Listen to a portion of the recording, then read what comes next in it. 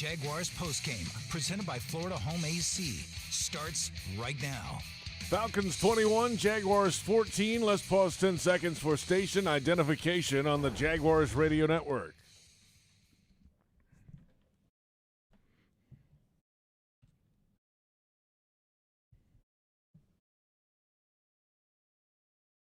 Welcome into Jaguars Postgame, presented by Florida Home AC. JP Shadrick, Mike Dempsey, Fred Taylor. After a Jaguars loss in Week 12, Falcons get a victory today, 21-14. Atlanta with now a 5-6 record. The Jaguars fall to 2-9 with a losing result today. And Fred, a lot of mistakes early in the game, penalties in key moments, of course. Turnovers came back today. And the defense couldn't stop the running game of Cordero Patterson. Hey, what's up, guys? Hey, you said it all, JP. I don't know if I sound all right, like your thanks echo for coming right in, here. Fred. We appreciate it. Yeah, just first down defense was awful, especially in that first quarter. In the first half, they were horrendous. I don't know, just like a bunch of lost guys out there. You mentioned the mistakes there on the defense had a few 3-and-outs. As I recall, the punt, 3rd and 2, then you have a guy off sides, and then later on again you stop him again, and then you have a situation where you force the punt, touchback, 2 plays later you fumble, and then you come out, you stop him again, well, the field goal, and then that's negated due to unsportsmanlike. So a lot of disciplinary action issues out there too. So I just put that in the bad team basket. That's what it is. It's no that way to I don't know what to call it. They're just a bad team. Time management issues in the fourth quarter I wanted to talk about. Just a whole lot of stuff, man. Just a lot of bad out there. I got to call it what it is, 2-9 ain't good. Yeah. No. No. I'm going to find a whole lot of disagreement here. I mean, we talked about it at halftime, JP. They really were shooting themselves in the foot over and over and over again, killing drives or – putting themselves behind the sticks, or on defense, you're off the field, and all of a sudden you're back out on the field again. And in one play directly resulted in the 4-point swing because they would have had the field goal. And in the very next play, Patterson up the middle for a 12-yard touchdown. And, in a game like this, who knows how you play it differently, perhaps, maybe not, on the final drive if you're only down 3 instead of 7. But they didn't get that opportunity. No, they did not. A little more on Cordero Patterson's day. Went over 100 yards on 16 carries, Fred, with 2 touchdowns. That was good old-fashioned I-formation football in the second one. You love to see it. Well, I love to see it. Not against my team, but I certainly love to see it from a running back's perspective.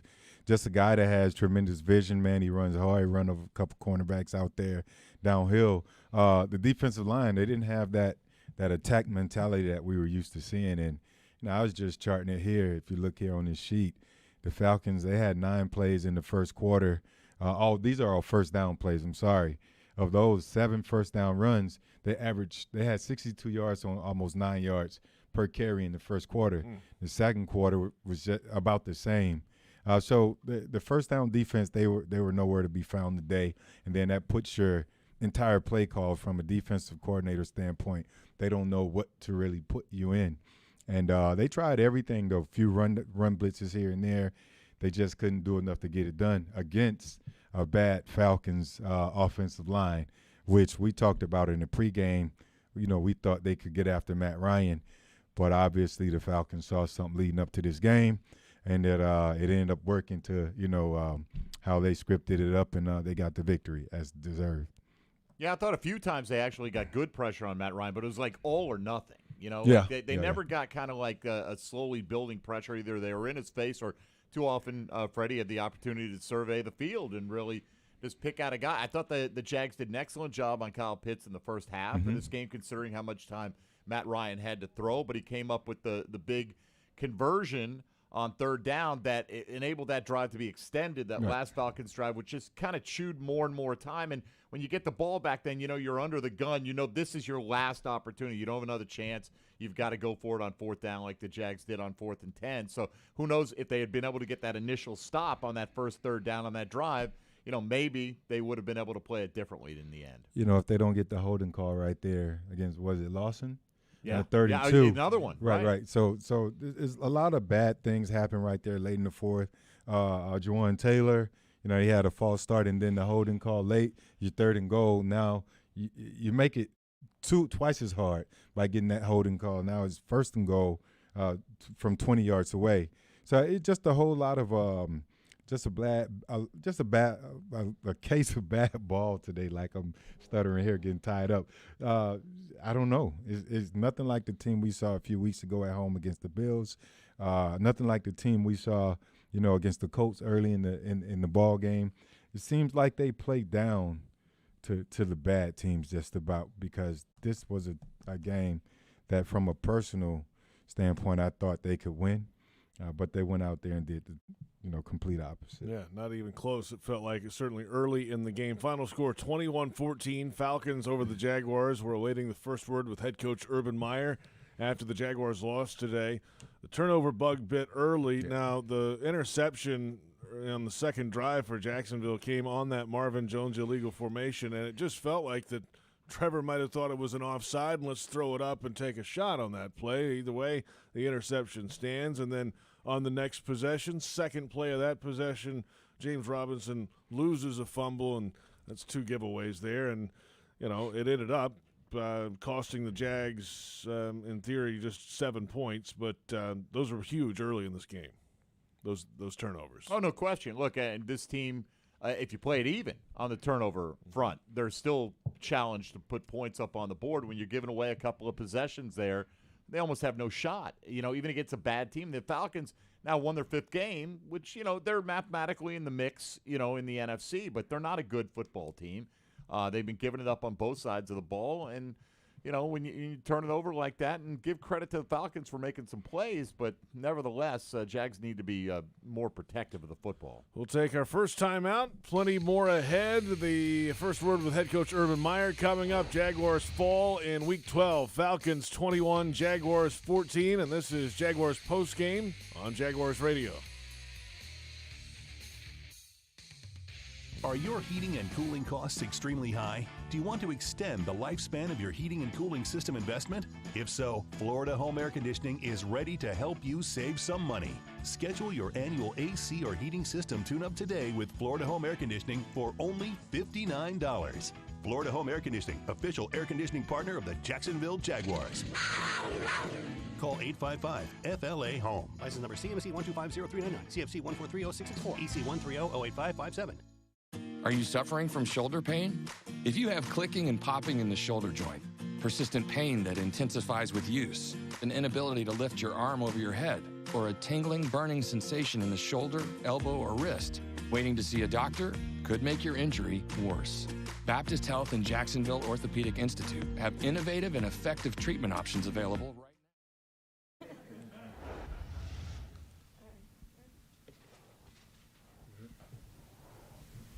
Hey, Tyson, can you take us through your first career NFL interception, what you saw and how it unfolded, and talk about the way you played since those 2 inactive games when you were hurt, how much you've progressed in the last 4 or 5 games? On that play, we were playing cover 2, so my main focus was to reroute the receiver that I was aligned against, and make sure I had width and depth for the safety to be able to play his half. And, they just so happened to run a 7, and I went and saw the ball, I got the ball. Did you make the progress the work you put in, including that thing about playing the ball in the air? It was just working, putting in the work after practice, putting the work in practice, just learning how to be a pro, and with the strength of God, and keeping faith, I was able to, do all these things. Tyson, on that play, on the interception, were you reading the quarterback's eyes a little bit? Is that what compelled you to leave your man and go?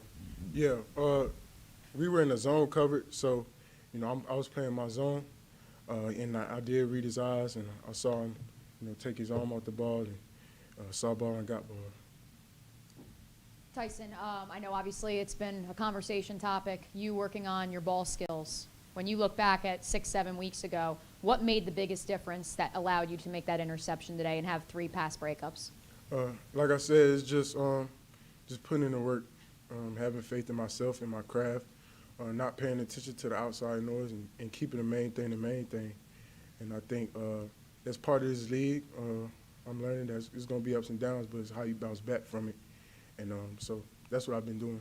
For the team itself, you mentioned the zone coverage. How would you assess the secondary's performance today, especially those intermediate, medium, quick little stuff underneath? I think we did pretty well, but there's always room for improvement.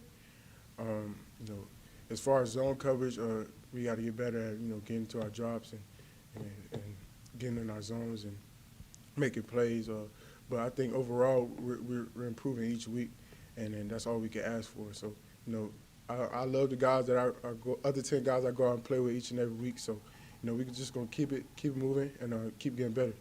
Tyson, how do you balance you trying to improve yourself in your first year with the team, struggling in terms of wins and losses? How do you balance that mentally as you go about your work?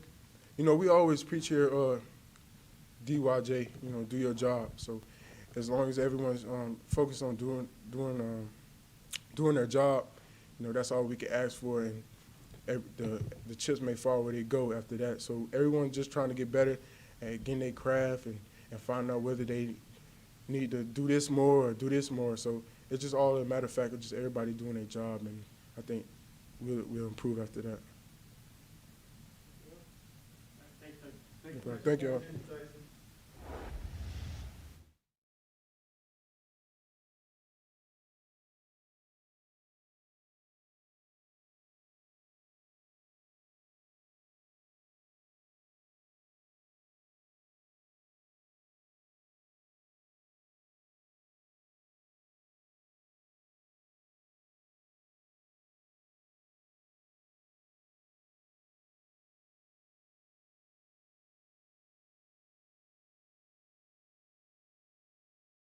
But, we fought back.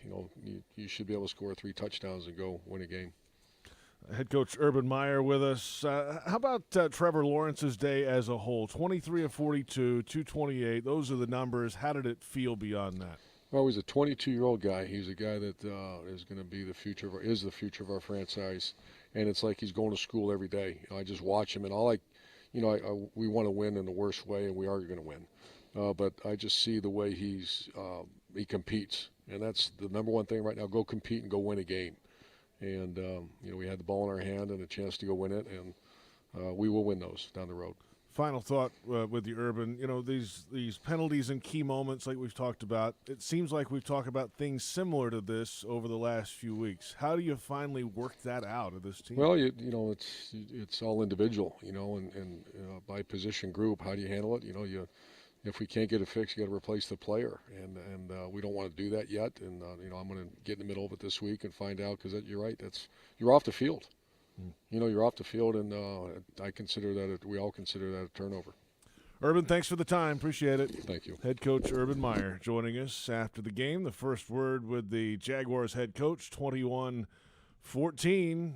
Falcons over the Jaguars. Standing by for the Baptist Health locker room report now. The Jaguars fall today in week number 12, trying to get things going, but the early hole today, it was 14-0, then 14-3, and then 21-3 after the Falcons scored on their first possession of the second half. The Jags couldn't climb out of it today. Time now for the Baptist Health locker room report. Baptist Health, changing healthcare for good. JP Shadrick and Fred Taylor with Tyson Campbell joining us after an interception today. Handful of passes defensed. Not enough to get the W today, but personally for you, this is a step in the right direction, right? Yes, sir. Just a blessing, man. All the work I'm putting in, coming together, and I'm just trying to get better.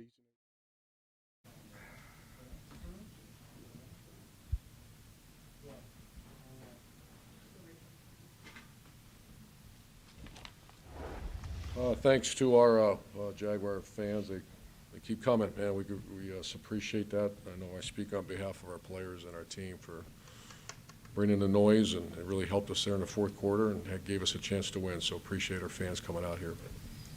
How promising was the comeback there at the end after a pretty inauspicious start? Yeah, they fought their tails off, and we couldn't. 84 is a really good player for them, and he hurt us early, and then offense. We moved the ball a little bit, not just no big plays, you know, just none. And then all of a sudden we start getting some. You know, this is offensive football is a big play. You know, not many teams can drive the length of the field without a hit here and there. And we had some hits and scored a couple times. I was really proud of Tavon, who's been in this league for a long time. I just love who he is, what he stands for, and he competes. And same with Treadwell. You know, these guys are starting for the Jaguars now, and they're competing their tails off. Urban, what happened on the leverage penalty on Robertson Harris? Roy, he put his hands on the center. He can't do that. And what were your thoughts on what led, you know, from that point on, in terms of allowing them to keep the ball and get the touchdown? Devastating. That was we had a couple extended. I can think of three off the top of my head, and those are 3 turnovers when your defense jogs off the field, but they got to stay on. Yeah.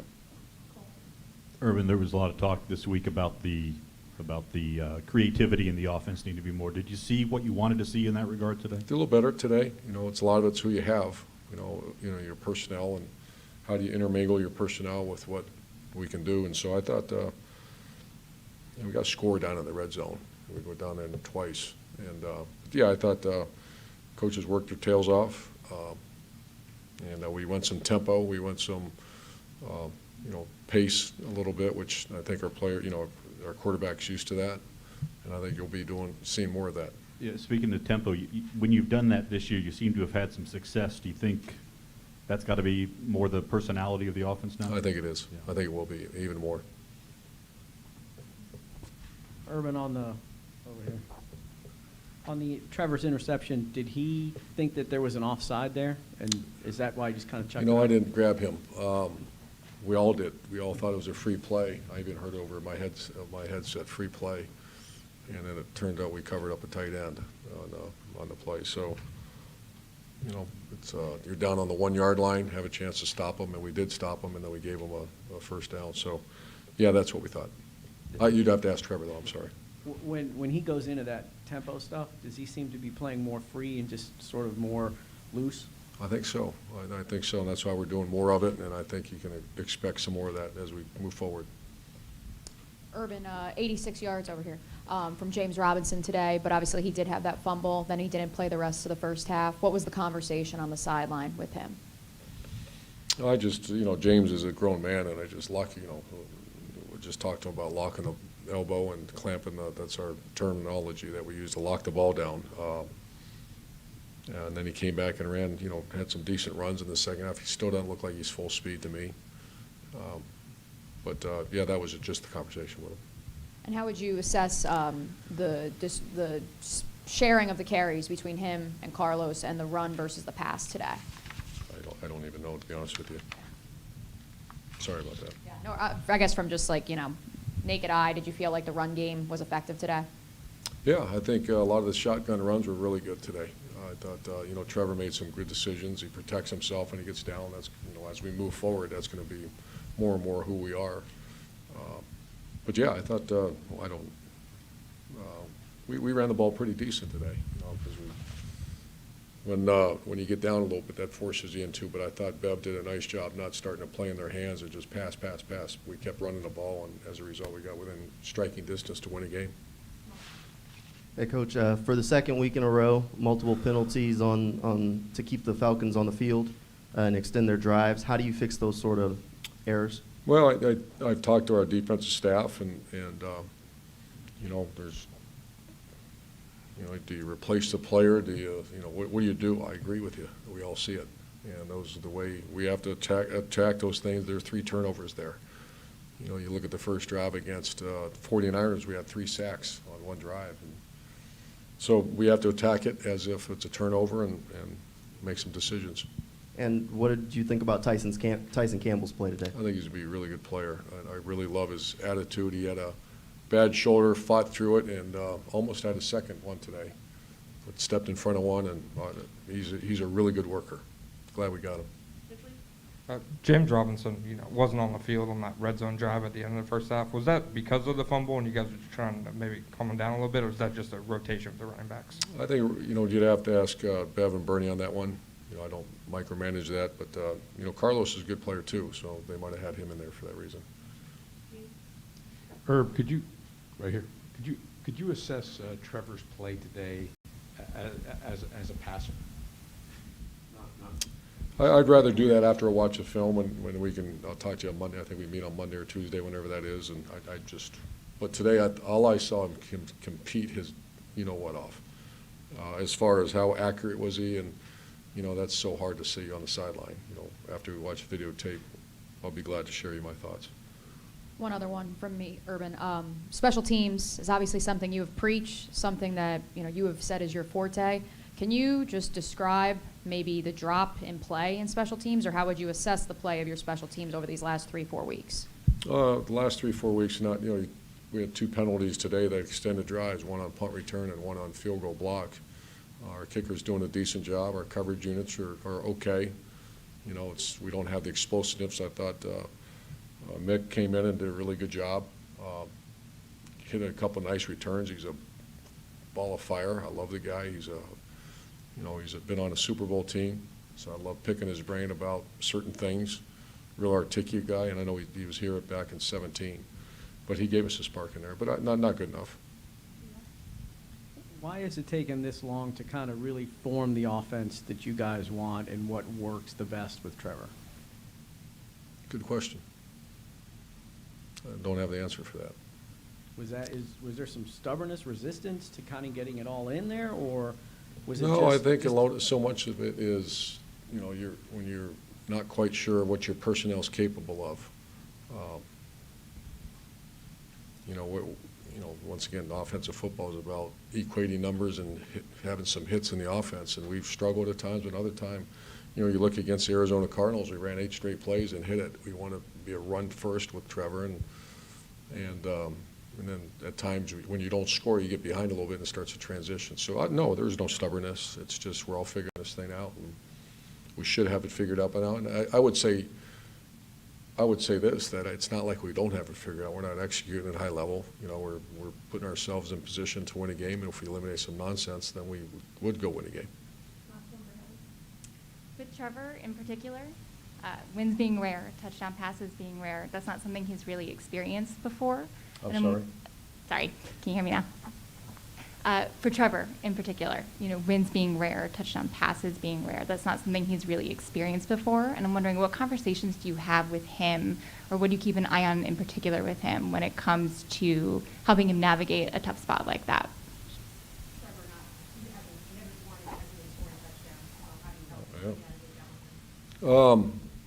Yeah, I've had many daily conversations with him, and he's a fighter. He doesn't look at it that way.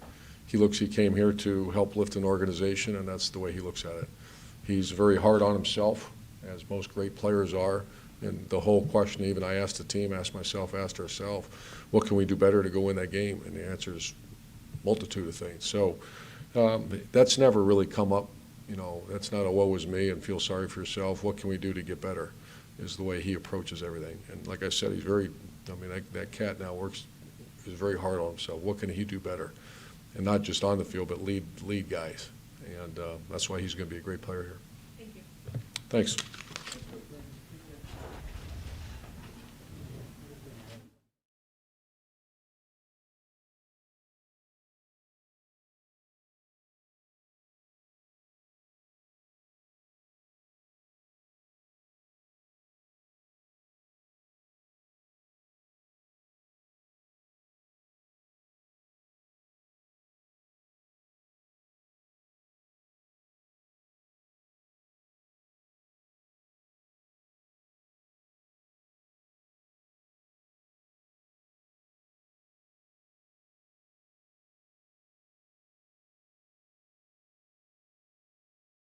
Express. Express shuttles run from 5 convenient locations, including the newest location at FSCJ downtown. Tickets start at just $8 and are available exclusively on the MyJTA mobile app. The JTA Game Day Express. It's like winning before the game even starts. When it comes to water, choose our team, the winning team. Choose CGC Water Treatment. CGC Water Treatment works, and it works for DG too, former Jags QB, David Garrard. If you're not filtering your water, you are the filter. Don't be the filter. Discover the Kinetico difference. Call CGC Water Treatment at 844-CGC-JAGS or visit cgcwater.com. CGC Water Treatment are proud partners of the Jacksonville Jaguars and your local independent Kinetico dealers. How far should we go? When it comes to the health of children, we will stop at nothing, focusing on prevention as much as cures, working with community leaders, educators, policymakers to make every child's world a place for them to thrive, going to the nth degree and beyond. Nemours Children's Health, well beyond medicine. Join the journey at nemours.org/beyond. Committed to the team, committed to the mission. At Navy Mutual, we're committed to providing high-quality life insurance to members of the military and their families. So our policies have no fine print and no military service restrictions. We don't work on commission. We're nonprofit, so we pass the savings along to our members. Because at Navy Mutual, our highest commitment is to you. Visit NavyMutual.org. Navy Mutual, insuring those who serve.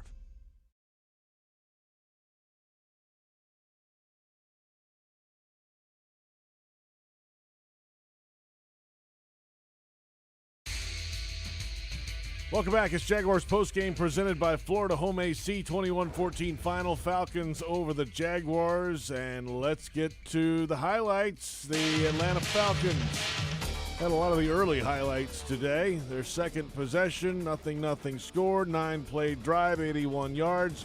Cordero Patterson in from 7 yards away. They run Patterson again.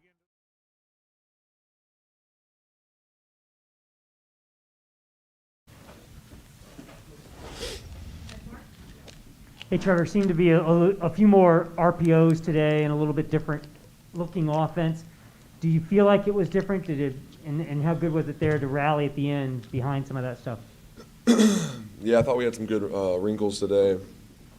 Obviously, not the result we wanted. Want to come out with a win, but I think offensively we were a lot more efficient. Number one thing is finishing drives. We gotta score more touchdowns. So I say that's the main thing. But I did think we took a step as far as productivity today. I thought we did a better job. Hey, Trevor, right here. It seemed like you found a rhythm when you guys picked up the tempo on offense. Is that something that you like to do, go up tempo? Yeah, I like tempo. I think over the course of the season we've started to realize that's something that we do well. That's something that I'm pretty used to in college. We did some similar things, but I think we did a great job executing our fast tempo plays today. So something we'll keep working on, and when the time's right, we'll use it when we need it. But I do think that we did a good job using it today. Trevor, we asked Urban this question earlier. I just wanted to kind of confirm it with you. Earlier in the first quarter, you threw that interception. Did you think that was a free play? Was that kind of why you threw it so deep? No, I saw him jump. I wasn't sure. I wasn't positive that it was a free play, so that wasn't the reason I threw it. I thought we had a little bit more separation on the guy for the deep ball, and we got kind of held up at the top of the route. So, yeah, I mean, I think that I thought we were going to win over the top. So you got to anticipate those throws, and that's one we didn't. And me and Marv already talked about that and are kind of clearing all that up. So we communicated, but yeah, no, I didn't think it was a free play. After your last throw, you were talking with the official. You looked pretty upset. Were you upset about the third down non-PI call you thought you should have, or what was going on? Yeah, I mean, you can't ever leave it in the ref's hands. That's just never a smart thing to do. So offensively, we got to put ourselves in a better situation. But yeah, I was frustrated at that. Obviously, fourth down didn't go the way we wanted it to, the play we had. So I was frustrated. But yeah, the third down I thought was PI. Obviously, I have to go back and look at it, but I thought it was pretty obvious. That's why I was so frustrated. But at the end of the day, can't leave it in their hands. You got to go execute and can't rely on calls. So that's a lesson learned there for sure. How hard is it 11 weeks in that the offense is still evolving and they're adding, like more of the RPOs and more of the tempo stuff? Would you have liked it to kind of get to this point quicker than 11 weeks? Yeah, I think we've all been trying to figure it out. We've had some ups and downs offensively and some lulls that we've been trying to figure out. And there's a lot of there's a lot of things that go into it. Every week you're playing different defense, so that affects, your scheme. And then just there's a lot of things that go into it, and we're trying to figure out what we're good at. And I think today it was a step in the right direction. Like I said, I thought we were more efficient. Still got a lot of work to do. Got to get better. Only scored 1 touchdown, so we got to help our defense out. But you feel better after this game as an offense compared to last week or the week before. So that's a positive. But we got to score some more points at the end of the day. Trevor, if you could just kind of walk us through that last drive. I know obviously you guys turned the ball over on downs. What you saw, those 4 passes that went incomplete. Yeah, first play, I think we ran a little threw a flat route to Oshag, went into the 2-minute warning, and then after that, incomplete on a check down, I believe, in that one. That just happened. So then we got third down conversion to Marv, and then from there we just first, second down, didn't get anything going. Third down, we had I think it was the route across the middle to Tread that I thought I would have liked a PI call there, but tough, just didn't convert that. And then fourth down, they've been giving us some tough looks all day, and I think that's something I can learn from. I didn't think I diagnosed it great, just learning from that, going back and watch the film, like what are the tells for this certain defense, because that's what people, it's a copycat league, people are going to look at that and try to do some of the similar stuff. So just a lot of stuff I can learn from, as a young player. Every week there's been a lot of things to learn from, and there's definitely some on that last drive. And down in the red zone earlier in the game, we need to be more efficient, and that starts with me. So this will be a good one to watch and learn a lot from and communicate with the guys, because we got a lot of things to clear up. Speaking of that, second time in 3 weeks, the comeback falls short. I know, you have been, so poised, and you're looking at this as a bigger picture. This is a learning year. But how frustrating is this, that it's the second time in 3 weeks that you guys have the ball with a chance to tie it at the end? Yeah, it's frustrating. Our defense 2 times has put us in a situation to go win the game and haven't been able to do it. So we just got to get better and go make those plays in the biggest moments. And I know we can do it, but we got to go do it, and that starts with me and staying on schedule. Even in the 2-minute, it's tough when you get in 3rd and 4th and 10. So we gotta get better at that, but we're gonna get some more opportunities and just keep working for when you do get it to go and execute and go win the game. Trevor, you mentioned that you didn't think you diagnosed that 4th down play at the end all that great. Is that why the pass was so short of the target? Were you anticipating that the route would be a little bit shorter, or could you just kind of take us through I'll that have to go back and look at it. Obviously, we have certain depths for all of our routes, and I'll have to go look at where we ran that one at, and I think I anticipated that to be a little shorter, but I'll have to watch it, because I'm not saying that the route was too deep or not yet. I haven't seen it. It's hard to tell. But yeah, I didn't think it was a great ball on that last play. Rushed it a little bit, so need to go back and watch it and communicate. Like I said, this would be a great one to watch with all the skill guys, and really, for those situations are so critical. It comes down to one play here and there, where you need to make a play and you need to be on the same page, and we gotta get there. Yep, thank y'all. Thank you, Trevor.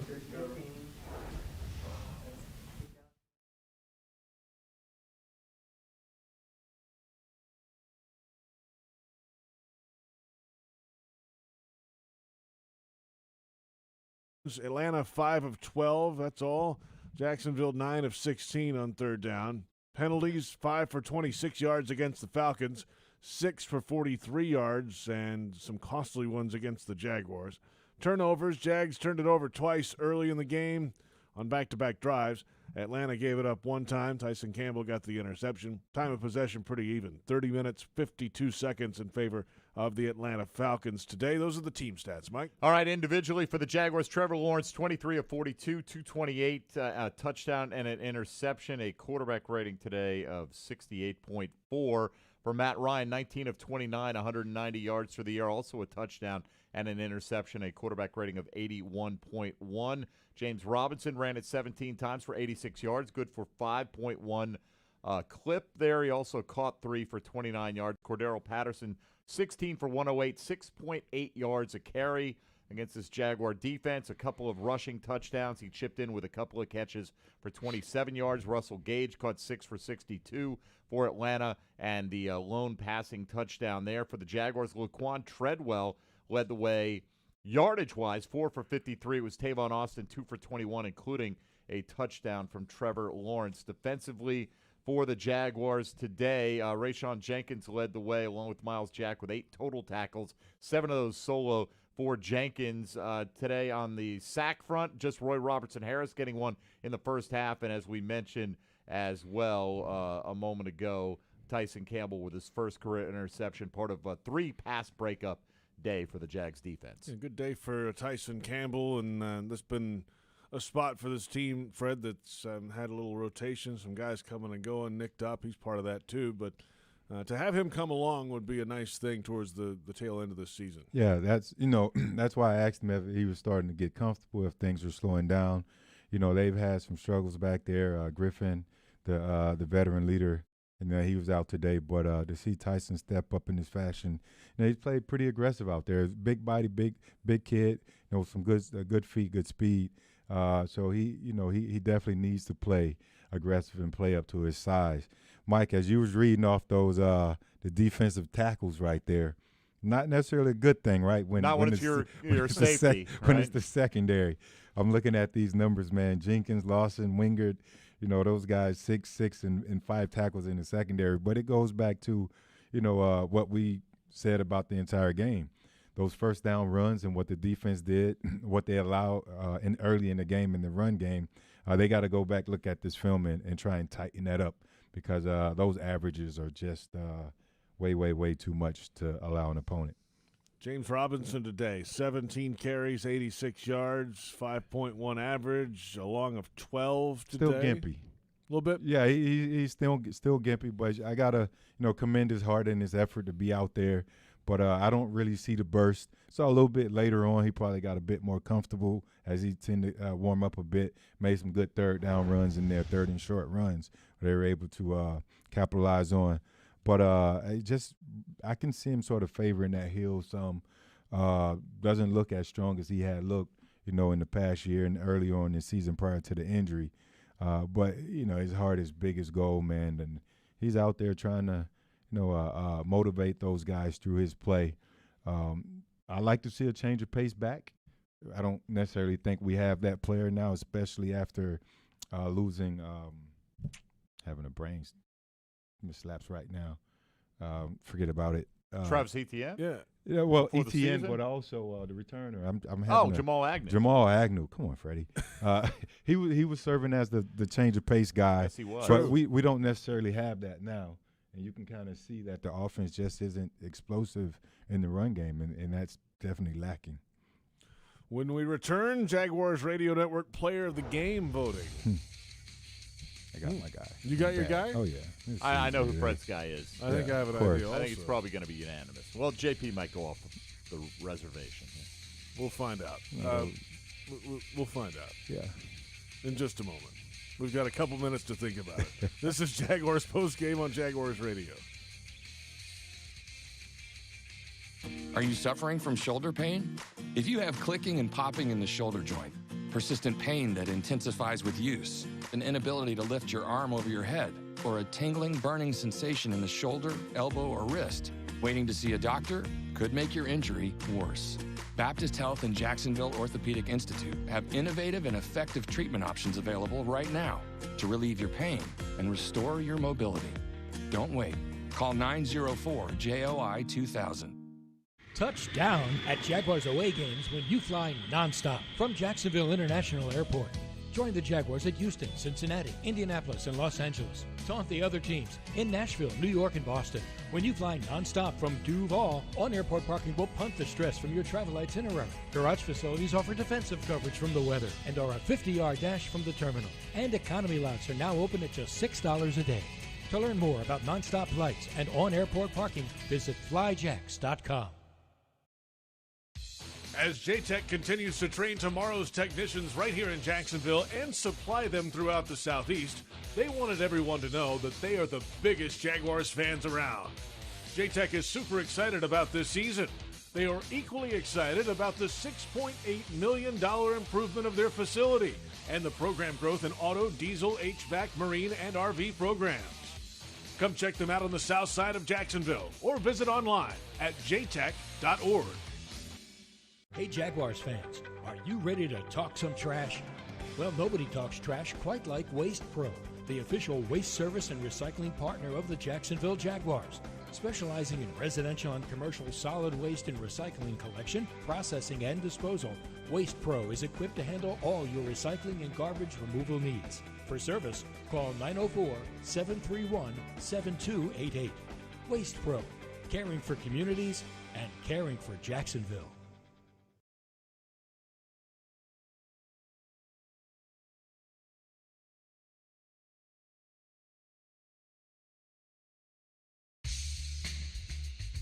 Jaguars postgame presented by Florida Home AC. Call Florida Home AC today, official air conditioning partner of the Jacksonville Jaguars. JP Shadrick, Mike Dempsey, Fred Taylor. And time now for the Jaguars Radio Network Player of the Game voting. I get a vote, Mike gets a vote, and Fred gets a vote and a half to break any deadlocks. Mike, you want to start us off? Sure. I'll steal Fred's guy here right out of the gates. You guys spoke with him. I think Tyson Campbell, we talked about his inability to play the ball in the air many times this season. Did a nice job pulling down his first interception, played it well there, and broke up 2 other passes. In addition to that, had 3 tackles total, but you're paying him to cover guys, and I thought he did a pretty good job today. We talked about it at halftime. As often as Matt Ryan had time to throw, thought the secondary as a whole played pretty well in the first half. Fred pointed out too many tackles by those guys, but I think that's the fault of the front 7, so my vote goes to Tyson Campbell. Fred? I'm going to steal your thunder, JP, and I'm going to go with Tyson as well. I think you might be a bit against that. Why would you say that? I don't know. I think he's a Georgia guy, former Bulldog. Okay. That's going to beat your Crimson Tide in the SEC championship. You know. Like, you might not want to show him love, man. I'm just saying. I don't know about that. Yeah. I don't know about that. Well, show him love then. I am. I'm okay. Well, it's gonna we're making it unanimous. I mean, there's who else am I going to vote for? I mean, I know, right? Scored 14 I'm just messing barely with you, man. today. I love you, man. I love you. I feel like James Robinson. He had the lost fumble. Yeah, I feel like you could almost vote for James any given week because he's usually the best piece on offense. Honorable mention, right? Yeah. Because he's he had a 5.1 a carry today. He on did one lose wheel. That fumble though. And yeah, he that lost fumble a hurt. fumble. Yeah. But unanimous. No matter where he went to school. Tyson Campbell. I'm just messing with you. I want to talk trash with you offline about this. We'll do a friendly bet. I'm going to bet with the Bulldogs, by the way. Gambling's illegal at Bushwood, sir. And Not in Florida. I never slice. That's right. Not in Florida anymore. Yeah. Well, we'll come back in a moment. Let's come back. There you have it. The Jaguars Radio Network Player of the Game voting. Jaguars fall today. If you're looking for the MVP of the truck game, then look no further than Ford F-150. Loaded with impressive capability and designed to dominate work, play, and everything in between, this truck makes tough look easy, and no wonder it's the official truck of the NFL and proud partner of your Jacksonville Jaguars. Baptist Health Injury Report, much more ahead. It's Jaguars Postgame on Jaguars Radio. Headquartered right here in Jacksonville, CSI Companies is one of the fastest growing workforce solutions companies in the nation. As a proud partner of your Jacksonville Jaguars, CSI has the resources necessary to scale with any enterprise, yet they are small enough to maintain the agility, personal service, and remarkable experience they've become known for over the past 3 decades. This is your workforce and your business reimagined. Visit CSICompanies.com to learn more. Are you suffering from shoulder pain? If you have clicking and popping in the shoulder joint, persistent pain that intensifies with use, an inability to lift your arm over your head, or a tingling, burning sensation in the shoulder, elbow, or wrist, waiting to see a doctor could make your injury worse. Baptist Health and Jacksonville Orthopedic Institute have innovative and effective treatment options available right now to relieve your pain and restore your mobility. Don't wait. Call 904-JOI-2000. At most sandwich places, asking for more of something is just part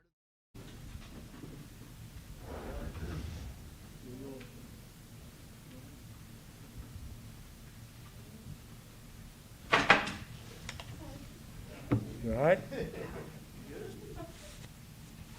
Hey, Josh, how frustrating is it for another game to end close like this with you guys on the losing end? I mean, any loss is definitely just a bad feeling, especially it's just, it's not a good feeling right now, man. And, man, we're sick and tired of it. And we just trying to figure out what the hell, you know what I mean? So, yeah, can't really answer that one. Just tired of it. How deflating can it be when the defense stops them on third down, the punt team goes out, and there's a penalty, and it's a first down, and that drive continues? Because that happened, twice today? Yeah. I can't really recall the plays. But, yeah, we just, we can't be having those, you know what I mean? And it's just the same thing every week, you know what I mean? And I'm tired of just saying the same thing. I'm tired of giving y'all the same answer. But like I said, man, we got to correct those mistakes and not let those happen again. And, that goes on players and coaches. You know what I'm saying? We got to look at each other, look at yourself, and, okay, we can't make these mistakes, and we keep making them. So you got to find out what the problem is and, move on. Josh, you got banged up, I think, twice today, shoulder, and then something with your leg. Can you kind of just take us through those? Man, yeah, caught just a little shoulder injury, first one, man, and it hurt, but, I ended up finishing the game off that, and then towards the end, man, I just started cramping in both my legs, you know what I'm saying? And that one right there, that was, that was just a bad feeling for me because it was the end of the game. It was a chance for us to make a big play to get the offense closer to score the ball. So just to have that right there, man, I have to do something. I'm going to find a way to never let that happen again, and I make sure that never happens again. So got to be on the field. Josh, obviously Patterson really gashed you guys early on. What was he doing that maybe you didn't expect or hadn't seen in recent weeks? I mean, he wasn't. It was, he was just taking the hole that was open, overrunning the block or playing too thick on the block. You know what I mean? It was, we just had to figure it out what was happening. And I feel like once we communicated all, we got to stir in our gaps, first and foremost. And but he did a good job finding those holes and making the best of them. But I feel like towards the game, I feel like we started to really settle down and, okay, we know what they're doing because they were running the same plays, I seem like. So, look at the film and, we know we're going to see that next week. It's the type of league we play in, and we know that. We saw the same plays from last week. So we just got to fix those mistakes. And but first, shout out to Tyson, man. First career interception, man. That was, kudos to him, man. And I feel like he played one of his best games by far. He looked like a real pro out there, and it's just good to see improvement from individual players such as himself. And shout out to Ray getting a sack too. So still a lot to improve on, but for those two guys, for Tyson, man, he's taking the next step, and hopefully he continues to grow. So. Not that we want to compare losing streaks, but you have been a part of losing streaks here. How is this one different? I mean, it's the same to me. I mean, laws go home sad. You know what I'm saying? Go home thinking about what the heck. You know what I mean? And, it's a good thing for me. I get to go home to a beautiful family, like a lot of other guys, man. And that cheers me up just about a smidge bit, you know what I mean? And good food. But, it's man, I don't want to be a part of it. You know what I'm saying? I hate losing. It's just something that we have to change, man. Something that we're going to change, man. And if it's not now, it's tomorrow, next week, whenever. But we all got to figure this stuff out. You know what I'm saying? Players and coaches and all, man. And we got to figure it out soon because we can't keep doing this. We can't keep doing this, man. And, tired of it. We all are. We got LA this week, short week.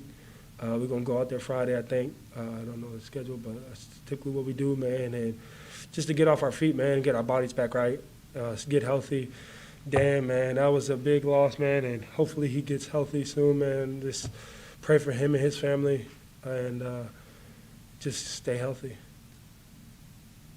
You mentioned settling in just a minute ago. What is it? The past few weeks, the defense has settled in and played well down the stretch. How do you guys get it going earlier in the game so you don't have, I guess, that settle-in period? I mean, it's just the flow of the game, man. We have to play complementary football all around. Offense, defense, special teams. We all, if defense not doing what they do, we need the offense to come in and do what they do. Special teams to fire us up. So, but we take so much pride and take so much emphasis on, saying we gonna win this game at the defense. We gonna win this game up front. We feel like the best players are on the defense is up front, and we take pride in this. We took pride on them running the ball, man. I mean, it was just something as a D line that kind of was we felt like it was our fault. You know what I mean? So we kind of take this one, and we just got to play better. And everybody has to play better. Offense has to play better. Special teams has to play better. We got to coach better. You know what I'm saying? We got to do everything better. You know what I mean? And yeah. And on a brighter note, you kind of mentioned Tyson. Have you seen him staying after practice and putting the work in to improve on his craft? I mean, it's the things that you don't do. You know what I'm saying? It's the things that you do when nobody else is around you. So, I'm out there getting extra work, and he is out there getting extra work. But it's the stuff that, what does he do when he's at home? You know what I'm saying? Does he just sit around and sleep or whatever? Or is he watching film? Or is he trying to get better? Or is he, I don't know, what he could be at the home doing steps, you know what I mean? He's definitely, whatever he's doing, man, continue to grow because we definitely need it. And with Shaq being down, but, man, Tyson, man, he had a heck of a game, man. So hopefully he continues to grow and continues to lead the charge back there, man, and make some more happen. Thanks, Josh. Thank you, guys. Appreciate you, Josh.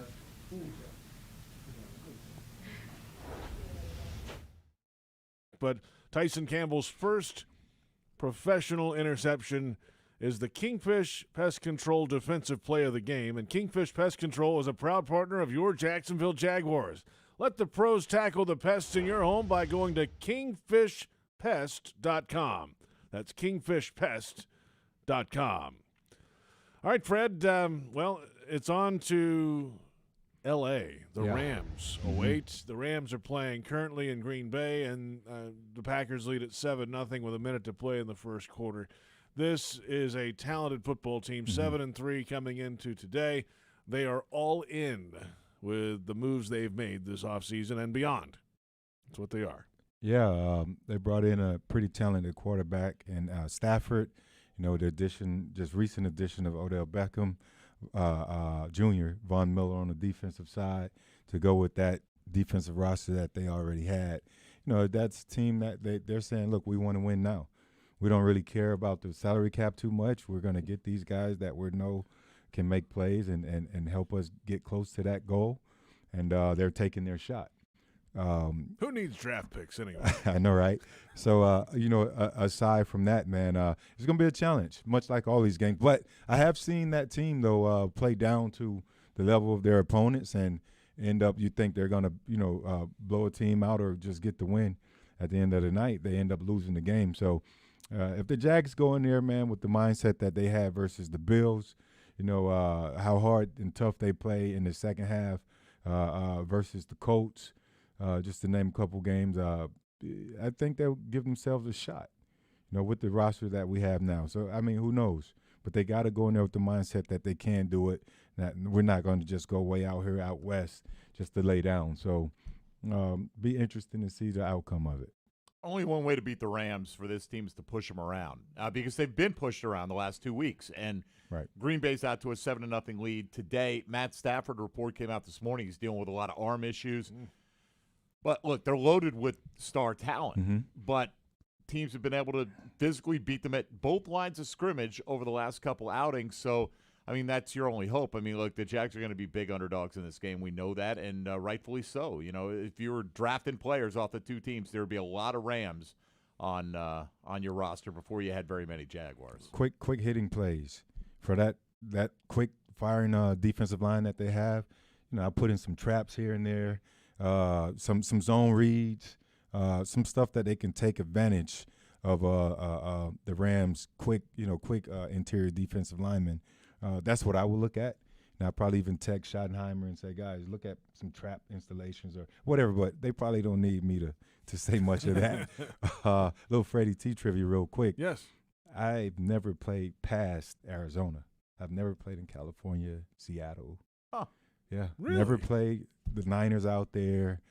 Never played the Seahawks out there. No, well, San Diego. I did play the Chargers, so that's there in you California. go. So That's west. Yeah, I wasn't not the best in geography, but Okay, that's all get right. it back together. Well, that's the only Nothing one. north of Chargers. San Diego on the west side. Right, nothing way north. down. I You like were- that. Yeah, Yeah. save me, Mike. Save me. Mike. Yeah, but nothing north of San Diego. So I that love it. 3-hour ride. Yeah. By the Good way, vibe. no matter where you played, you're again a semifinalist Yes, for the Pro sir. Football Hall of Fame. Congratulations Thank on you. making it to that round, and let's get you beyond that this time. I got to stop playing so cool and being in the cut. Off reserve, Freddie T. I got to go out there and talk some trash. Hey, put me in this right now. Maybe that'll Trust me, ruffle they'll some put you on feathers. NFL Network if you want to I bring know, that right? attitude, and you got to self-promote, man. Nobody else is going to Unfortunately, yeah, that's a part of it, Mike. But I don't know. And then, obviously I'm not that popular of a guy with the fan vote. I haven't necessarily been that guy, but I don't know if that even plays a big part of it or not. But I am thankful to be in the conversation still. Got to get in that top 15 and continue the conversation. I think that's the next big leap.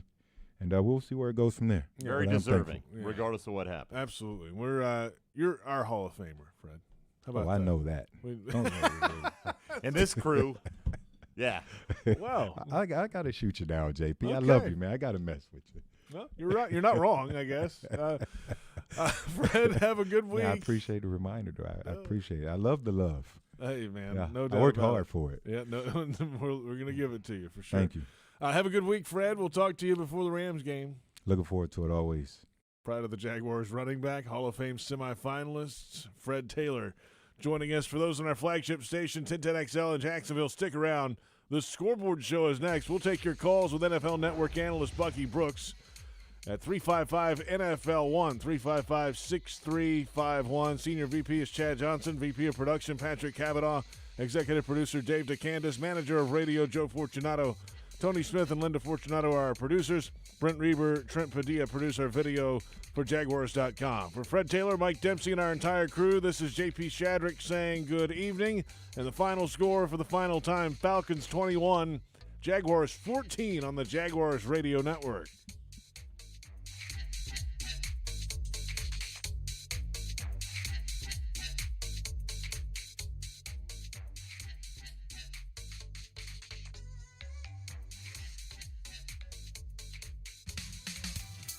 It's time for the Jaguars Scoreboard Show. JP Shadrick, Mike Dempsey, and NFL Network analyst and former Jaguar Bucky Brooks are ready for you to sound off about today's game. The Jaguars Scoreboard Show is brought to you by Baptist Health, Farah and Farah, and by TIAA Bank. The Jaguars Scoreboard Show starts right now. Welcome in, Scoreboard Show 21-14. The Falcons over the Jaguars in Week 12. JP Shadrick, Mike Dempsey, NFL Network analyst Bucky Brooks joining us from Los Angeles. Well, different week, similar story, Bucky. Some early mistakes, penalties, and horrible situations, turnovers, and it was 14-0. Pretty doggone quick in this game. What's up? I mean, like it's the don't beat yourself stuff again. Turnovers, penalties, big plays allowed. That stuff always comes back to bite you. And so it's just unfortunate that the Jaguars cannot get off to a faster start, and they're always finding themselves in holes. Because for an offense that really struggles scoring points, man, that 14-point deficit is like 28 points because you're just wondering where the point's going to come from. It's just tough sledding each and every drive just to get first downs and eventually put yourself in the red zone. Yeah, Bucky, even a neutral start would be fine. Like they're going backwards.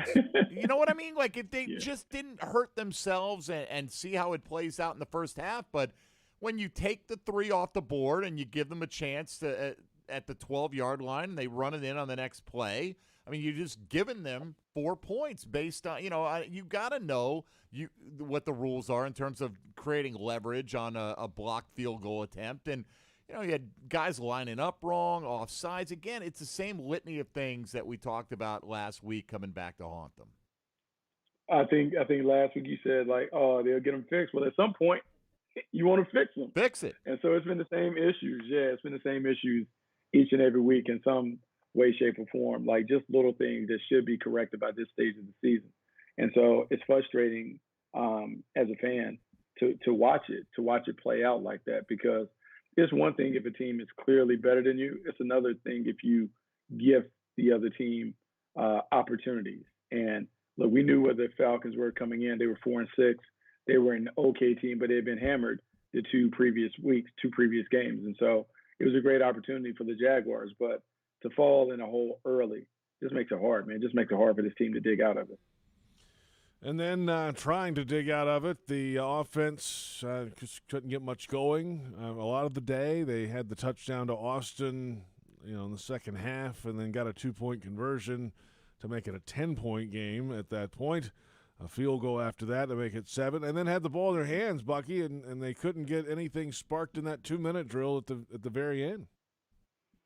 Yeah, but even going back to that, having the ball down near the goal line, a goal-to-goal situation, you have a penalty that crushes it, man. Like, I would love to see our percentages on how we finish drives after a penalty, or how we respond for first downs after there's a penalty early in the drive, because it's a killer, man. I mean, you're down at the 3-yard line, you have a chance to punch it in. Juwan Taylor gets a penalty, pushes it back, and you're just not able to score a touchdown. And when you needed one, then at the end of the game, look, man, those 2-minute situations are going to be difficult. Just because you don't have a receiver that has the ability to create separation. And so, look, man, I feel like it's the same conversation every week. We heard the idea of more creativity and more stuff, and to me, it looked like the same offense over and over again. And so I don't know where they go from here. Unless Trevor is able to raise his game over the next 5 to 6 weeks, I think we'll be having a lot of these same conversations at the end of games. Yeah, unfortunately. Speaking of Trevor, Bucky, what was your assessment of how he did today? Look, man, I think he's mired in a bit of a slump. I think anytime you're not having the success that he is accustomed to having from the time at Clemson, it can wear on you. And I think you sometimes can try and do too much, which makes everything worse. And I think for him, he's trying so desperately to make plays and kind of put the offense on his back that he's kind of out of character in terms of the way that he's performing. And, it's one of those things where, look, you have to hold him accountable for his play, because he hasn't played well enough for the Jaguars to win. But then you're also looking around and saying, man, it would be nice if he had a playmaker or two around him who could help him, so he doesn't have to make these heroic throws each and every time that he drops back. All right, we're underway. The phone lines are open, 355-NFL-1, 355-6351. The number will be here until 6 o'clock, taking your calls after a Jaguars loss 21-14 to the Atlanta Falcons. And it's the Scoreboard Show on Jaguars Radio.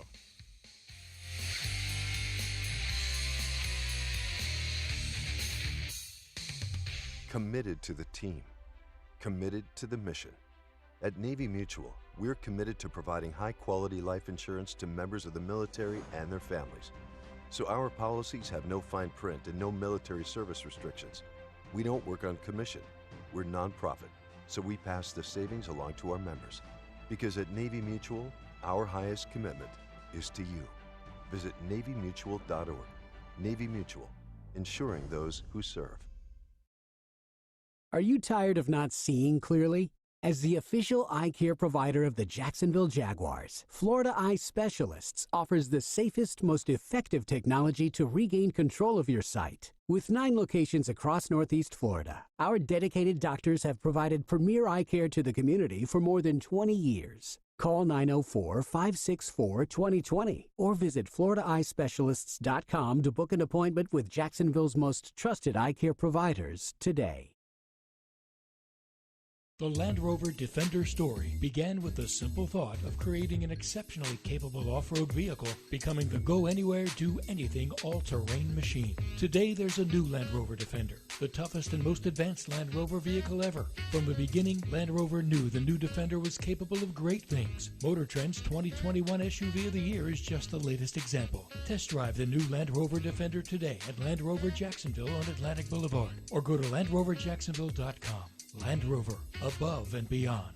Want to see the Jaguars take on the Tennessee Titans on the road? Here's your chance. Revente Cognac and the Jaguars are teaming up to send one lucky fan and a guest from Duval to Nashville for the big game. Enter now at jaguars.com/Revente Trip for your chance to win round-trip flights, lodging, and game tickets courtesy of Revente Cognac. No purchase necessary. Must be 21 or older to enter. Follow Revente Cognac on social media at Revente Cognac and visit ReventeCognac.com today. At VyStar Credit Union, you inspire us to deliver on our promise, to do good for our members and our communities. That's why we offer more banking options, like better rates and no hidden fees. We also give back, donating several $1 million to hundreds of nonprofits each year. Better financial lives, stronger communities. VyStar Credit Union. Do good. Bank better. Visit VyStarCU.org/join. Insured by NCUA. At Tropical Smoothie Cafe, one taste and you're feeling good now, smiling wider now, seeing brighter now, bucket dunking now, namasteing now, popping a wheelie now, living lighter now. You're on Tropic Time now.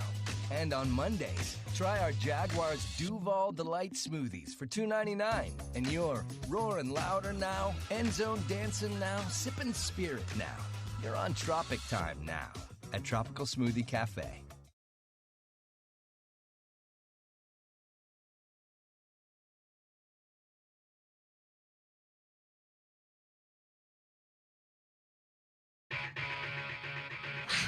The Jaguars Scoreboard Show continues right now. We're back. The Scoreboard Show underway. 355 NFL1, the number 355-6351. Recapping a Jags loss to the Atlanta Falcons, 21-14. JP Shadrick with Mike Dempsey and Bucky Brooks.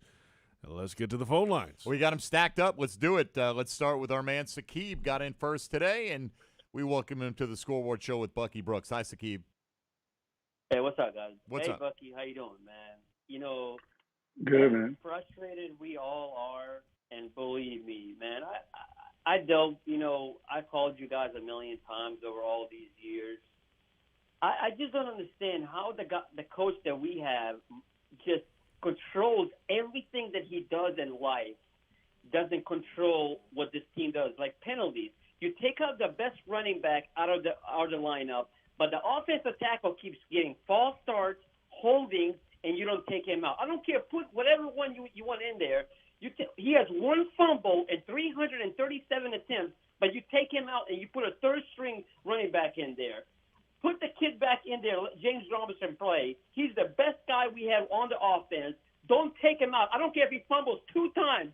Do not take him out. Put him back in there and give the kid a chance, because we have no chance with Carlos Hyde and a third-string running back nobody ever heard of. Come on, man. Do something. Have a good one, guys. Thanks, Sakib.